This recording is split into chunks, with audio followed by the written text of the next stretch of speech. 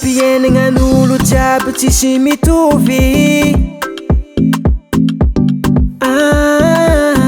Anao mpanambola zao mijaly tegna sahiragna. Adignanao ny afatry papa mifankatiava ho izy tao mintsika. Nefa za nailikinao oarazoke. Nefa tsika voatraka raiky tsy tokony fampisintaka. Olo mpiralahy atsika roe, zaho mijaly nailikinao.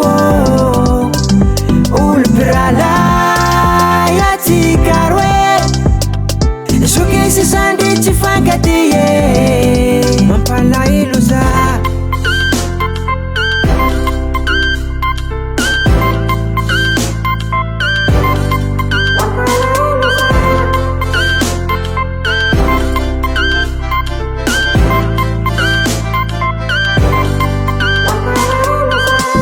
malany fagnaza no tsy mamangizy ko tsy andengatake. Magnano milaza problemy sana kerambarako anonga. Itadiavako vola tsy andeha agnavatagolo. Kitiako lazegny isan'andro anao mangataka za tsy navita aminao azafady. Naditsy banky société etsika.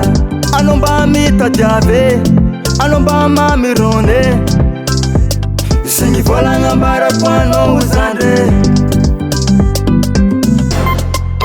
Regny nonga oka fagnatsovagna zoke.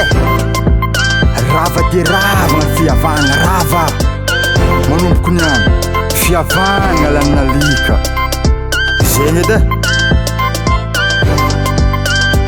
olo mpiralahy atsika roe, zaho mijaly nailikinao. Olo mpiralahy atsika roe, zokisy zandry tsy fankatie. Mampalahelo za zandrinao tsy tianao itiava tegnanao koragnana. Mbala velogny eran'igny fa koragnana. Zegny edy. Rookie Production.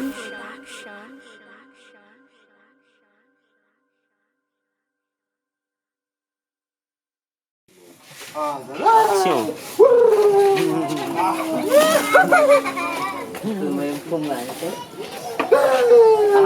Aha, tsy magnanigny eky.